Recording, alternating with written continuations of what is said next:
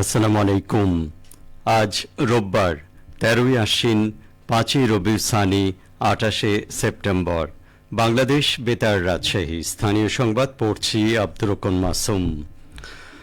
রাজশাহী বরেন্দ্র গবেষণা জাদুঘরের 115তম প্রতিষ্ঠা বার্ষিকী উপলক্ষে আলোচনা সভা অনুষ্ঠিত হয়েছে। গতকাল বিকেলে বরেন্দ্র গবেষণা জাদুঘরের সভাকক্ষে এ আলোচনা সভার আয়োজন করা হয়। বরেন্দ্র গবেষণা জাদুঘরের পরিচালক প্রফেসর ড কাজী মোহাম্মদ মোস্তাফিজুর রহমানের সভাপতিত্বে আয়োজিত সভায় প্রধান অতিথি ছিলেন রাজশাহী বিশ্ববিদ্যালয়ের উপাচার্য প্রফেসর ড সালেহ হাসান নকিব। মুখ্য আলোচক হিসেবে জাদুঘরটি নিয়ে বিশদ আলোচনা করেন বিশিষ্ট সমাজকর্মী ওয়ালিউর রহমান বাবু। বরেন্দ্র গবেষণা জাদুঘরের উপগ্রন্থাগারিক আসলাম রেজার সঞ্চালনায় এতে বিশেষ অতিথি ছিলেন রাজশাহী বিভাগীয় কমিশনার খন্দকার আজিম আহমেদ, রাজশাহী মেট্রোপলিটন পুলিশের কমিশনার মোহাম্মদ আবু সুফিয়ান ও রাজশাহী বিশ্ববিদ্যালয়ের রেজিস্ট্রার প্রফেসর ড ইফতেখারুল আলম মাসুদ। উল্লেখ্য, বরেন্দ্র গবেষণা জাদুঘর দক্ষিণ এশিয়ার অন্যতম প্রাচীন প্রত্নতাত্ত্বিক প্রতিষ্ঠান। 1910 সালে প্রতিষ্ঠিত হয়। রাজশাহী বিশ্ববিদ্যালয়ের অন্তর্গত এই জাদুঘরটি বাংলার বরেন্দ্র অঞ্চলের ইতিহাস, ঐতিহ্য ও সাংস্কৃতিক উত্তরাধিকার সংরক্ষণে অগ্রণী ভূমিকা পালন করে আসছে। এখানে সংরক্ষিত রয়েছে প্রাচীন ভাস্কর্য, শিলালিপি, মুদ্রা, পাণ্ডুলিপি ও অন্যান্য দুর্লভ নিদর্শন, যা বাংলার ঐতিহ্যের সাক্ষ্য বহন করে। বগুড়ায় কারিগরি শিক্ষার প্রসারে গাবতলী কারিগরি কলেজ উদ্বোধন করা হয়েছে। গতকাল কলেজের উদ্বোধন করেন বিএনপি চেয়ারপারসনের উপদেষ্টা ও সাবেক এমপি হেলালুজ্জামান তালুকদার লালু।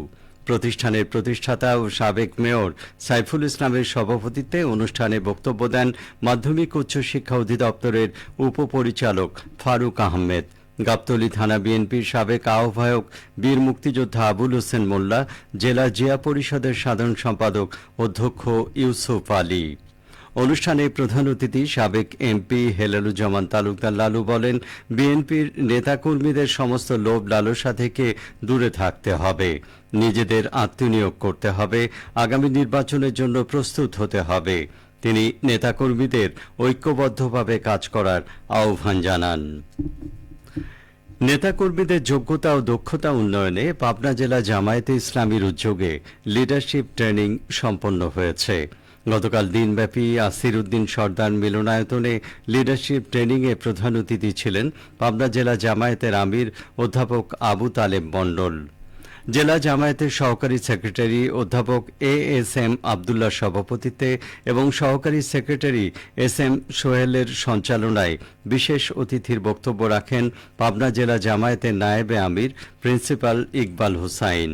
এছাড়াও জেলার বিভিন্ন উপজেলার আমিরগণ বক্তব্য রাখেন। প্রধান অতিথি অধ্যাপক আবু তালেব মণ্ডল বলেন, জামায়াতে ইসলামীর নেতাকর্মীদের যোগ্যতা দক্ষতায় অনন্য হতে হবে। আগামী জাতীয় সংসদ নির্বাচনে নিজেদের জনগণের সামনে যোগ্য ও দক্ষ হিসেবে উপস্থাপন করতে হবে। পরিবেশ রক্ষায় ডিজিটাল যুগে তথ্য অধিকার নিশ্চিতকরণ, এই প্রতিপাদ্য বিষয়ে আজ নাটোরে আন্তর্জাতিক তথ্য অধিকার দিবস পালন করা হবে। এই উপলক্ষে আজ বেলা 12:30টায় জেলা প্রশাসকের সম্মেলন কক্ষে আলোচনা সভার আয়োজন করা হয়েছে। আলোচনা সভায় সভাপতিত্ব করবেন জেলা প্রশাসক আসমা শাহীন। দুর্নীতি প্রতিরোধ ও সুশাসন প্রতিষ্ঠার মাধ্যমে দেশের কাঙ্ক্ষিত উন্নয়ন নিশ্চিত করতে তথ্যের অবাধ প্রবাহ নিশ্চিত করা প্রয়োজন। এক্ষেত্রে আন্তর্জাতিক তথ্য অধিকার দিবস গণমাধ্যম কর্মীদের অবাধ তথ্য প্রাপ্তির অধিকার প্রতিষ্ঠায় গুরুত্বপূর্ণ ভূমিকা পালন করবে বলে আশা করা হচ্ছে। খেলার খবর। বাংলাদেশ স্কুল স্পোর্টস অ্যাসোসিয়েশনের আয়োজনে এবং বগুড়া জেলা ক্রীড়া সংস্থার সহযোগিতায় আঞ্চলিক স্কুল সাঁতার প্রতিযোগিতা অনুষ্ঠিত হয়েছে।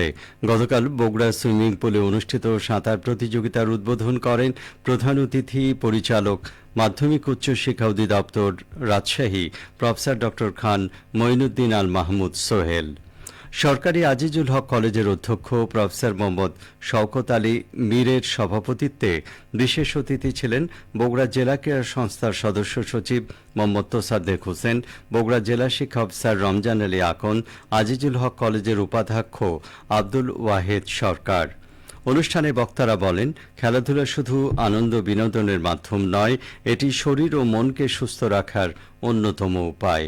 বর্তমান প্রজন্মকে সুস্থ ও কর্মক্ষম নাগরিক হিসেবে গড়ে তুলতে নিয়মিত সাঁতারের মতো খেলাধুলায় অংশগ্রহণ অত্যন্ত জরুরি। আঞ্চলিক সাঁতার প্রতিযোগিতায় ৮টি শিক্ষা প্রতিষ্ঠান থেকে ৮০ জন সাঁতারু অংশগ্রহণ করে। প্রতিযোগিতায় বালিকা বিভাগে চ্যাম্পিয়ন হয়েছে বিট মডেল স্কুলের ইসরাত জাহান বর্ষা এবং বালক বিভাগে একই স্কুলের নীরব হোসেন।